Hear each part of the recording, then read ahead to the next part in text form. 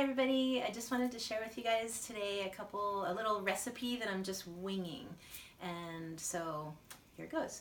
I got some butternut squash that was already cubed in the supermarket, which was awesome. And then I just put it on this parchment paper lined tray, baked it for 30 minutes on one side, turned it over 10 more minutes on the other side.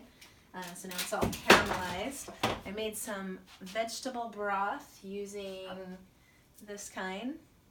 And I made some onions and garlic, and I had already toasted curry powder in the pan, and then mixed it all together. And what I'm going to be adding with all of that in the blender is coconut milk and then a few spices. So I've got nutmeg and ground sage, and then my essential oils. So I didn't have ginger on hand, fresh ginger like I thought I did, but no worries because I've got my essential oil ginger. And then we're also going to be adding clove and cinnamon oil to this mix. So not very much, you don't need very much because they're very concentrated.